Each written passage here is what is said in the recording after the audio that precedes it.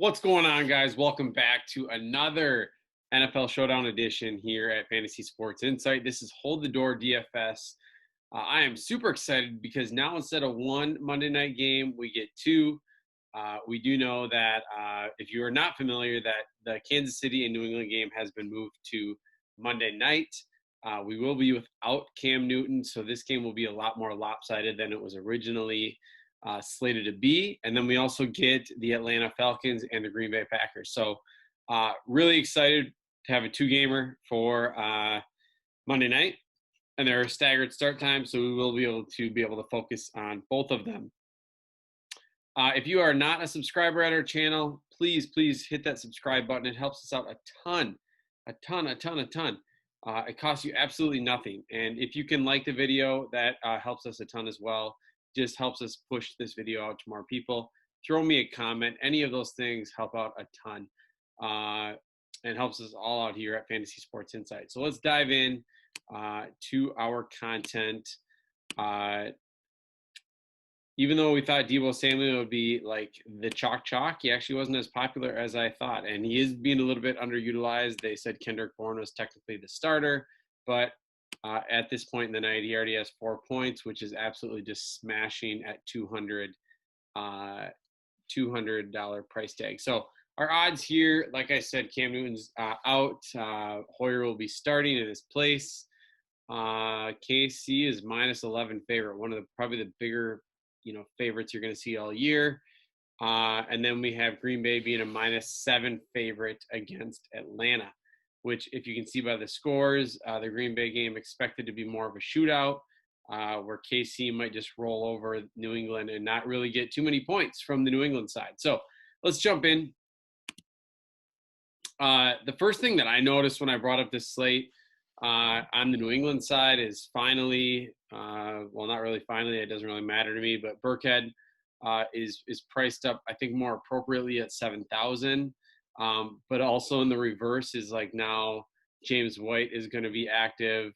It says Sony Michel is questionable, but I think it's likely that he's going to play. If he doesn't play, that could bring in some of the other backs, just giving them just a little bit more value. But yeah, I think, the New England running backs just kind of eat at each other's value when they're all healthy. So I think I wouldn't really worry about targeting them because I think this will be a negative game script for them. Maybe James White 6,400 is cheap enough when they're losing, and somebody like Hoyer will probably be checking down quite a bit. So White would be the only one that I'm probably interested in here. Yeah, Hoyer's 8,200, probably one of the cheaper starting quarterbacks you're going to see on any showdown slate. We've seen Hoyer in the past. I mean, he's viable. I think in the end of the day, deciding between somebody like, if using him restricts you from getting another expensive Kansas City piece, then you fade. If you're able to get, say you get 3 of the top 4 and Hoyer, sure, go ahead. But I don't think that's going to be the case with the prices. So, and with Mahomes, I think Mahomes will be the most popular captain choice of the slate as well. Or maybe Hilaire or Kelsey. So let's get to KC. I love, obviously, Mahomes. I don't really need to say anything about him. He's got one of the highest ceilings upside of the entire league anytime he's on the field. So, and I think even though that it's such a lopsided game, it's New England. So I don't think they just like take the gas off the pedal. I think this is a game where anytime you have a chance to just beat down on Belichick, I think teams will take that opportunity to do that, especially a team coached by Andy Reid. Moving on next, kind of going to be the decision maker, Tyreek Hill and Travis Kelce. Hill played really well against the Ravens. Kelce played okay. Okay, as in he still had, 14, 15 points, I think, just with catches and yardage alone, 14 and a half, where Hill had the touchdown and, had a couple long gains on the ground. Normally in cash, I just lean Kelce. He seems less touchdown dependent, but I think in this case, both of them are super viable. And then also Edwards-Helaire. We saw him really do well in the past game, the last game, where, 6 targets, 5 of them. And it's not just little dinks and dunks. It's plays that he's turning into long receptions with a lot of yards after the catch. So I think if you were putting them in order, I think you're going to have Mahomes, and then it is really close between the next 3. I think if you take price into consideration, I think Kelsey and Hilaire I like more than Hill. If I don't take price into consideration and it's just straight up, I think Hill and Kelsey are probably both just slightly ahead of Hilaire. But again, if it's going to be a game script that helps out that they're going to be running the ball, yeah, I don't know. You're really cutting thin margins here with these 3, but I think your goal, even if you do something like Mahomes captain, which might not be ideal, even if you plug in 2 of those guys, Hilaire and Kelsey, you're likely going to have to punt and then maybe use kickers. So, whereas if you use Hill and Kelsey, and fade Hilaire, you have less to work with. Obviously, you can, and it may be even somewhat popular for people to use like someone like Hill or Hilaire at captain, and that's going to give you even more room to work with. And if you want to stack all 4, you're going to have to find somebody, even if you go Hilaire captain, you're going to have to find at least 2 guys that are going to make this lineup work down here, which is going to be pretty difficult. Unless you're just willing to take zeros, which in that case, so be it. But not really probably the route that I would take. So obviously the KC guys at the top are pretty obvious. Julian Edelman listed as questionable, but I think he is planning to play. Had a huge game against Seattle. Again, that was with Cam thrown for 300 some yards. I just don't know that Edelman at 7,800. I think I just like the floor of Hoyer a little bit better for 400 more, but I get it. I just don't love paying up for anything New England wise in this game. I think the Chiefs D could be in play at 5,600. I don't really like paying up for defenses in Showdown with so many points being scored. And obviously there is some turnover equity for them, maybe a defensive touchdown. Sammy Watkins at 5,800 has been kind of like on, off, on. So I do think that this is another game. If it stays competitive, he will stay active in the game and could definitely smash that $5,800 price tag. N'Keal Harry, kind of was surprised by the $4,600 price tag, honestly. He only had 2 catches last week after catching 8 the week before. I think, what we'll see usually is somewhere in between there. I think 2 catches is pretty low, mean average for him, but I think, the 4 or 5 catch range with maybe 50 to 60 yards is probably a better guess. Now this week without Newton, obviously that probably takes a little bit of that away. Both kickers, Butker, had a rough Monday night game, but I think he definitely would become in play again tomorrow night. And then probably my favorite value is still Bird. 3 catches for 27 yards last week. He's 2,400. He still played 66 of the 69 snaps, playing more than any other receiver on the team. So again, we saw that after week 1, didn't really get any targets. Week 2, played the same amount, but actually got the targets, made the catches, destroyed his value. So again, just looking at just hypothetical builds here, if you were to use Bird in this situation, it definitely gives you some options left.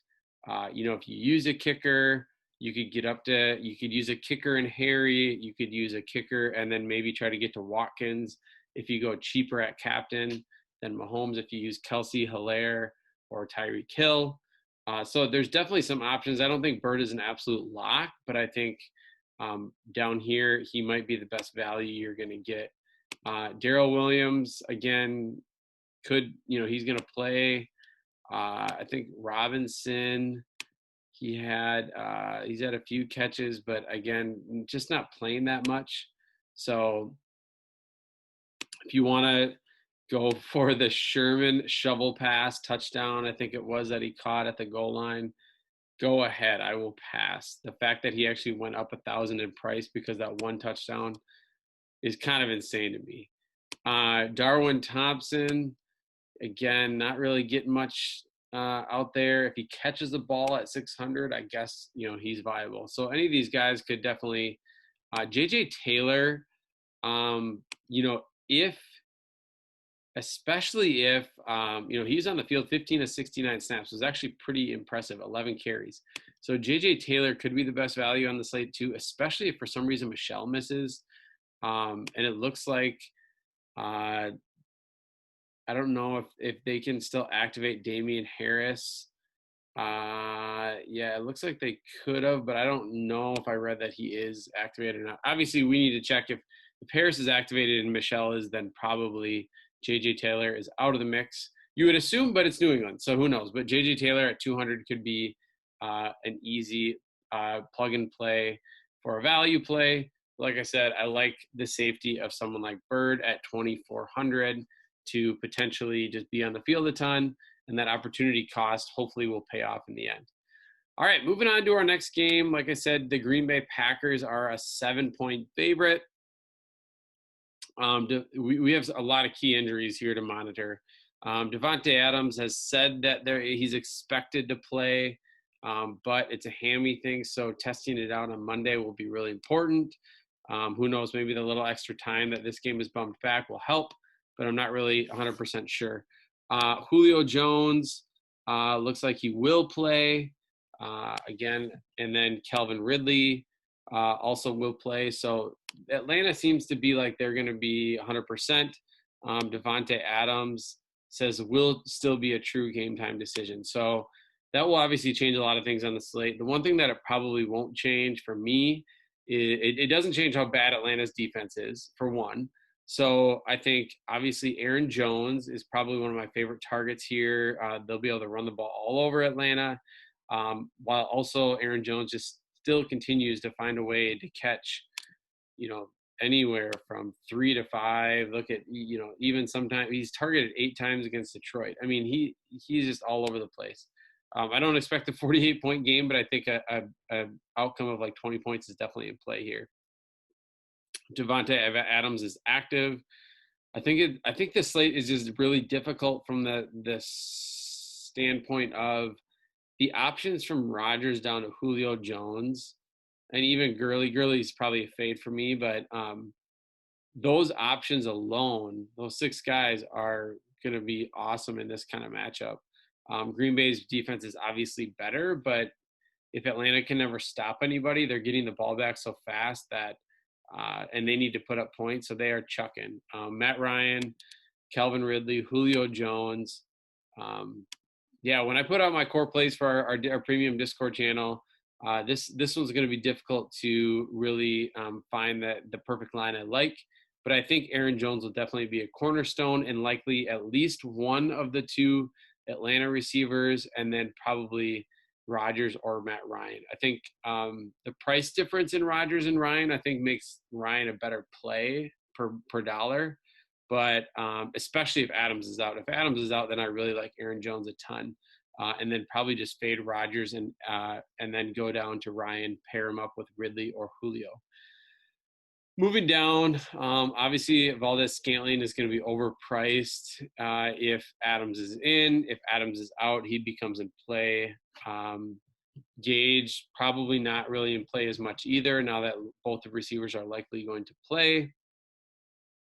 Hayden Hurst at 5,400 caught a touchdown last week, but otherwise was really non-existent. The week before in the shootout with Dallas, had 5 catches, 72 yards. Somebody that's viable, I think, at 5,400. Robert Tonyan listed as a tight end, I think does play some tight end, some play in the slot, if I remember seeing that right. But he caught all 5 targets for 50 yards and a touchdown last game. 4,600. Again, I think if Adams is out, I like him a lot more. If Adams is in, probably not somebody I'm really looking to target. Going down a little bit further, Packers D, absolutely not. Atlanta D, 2,600.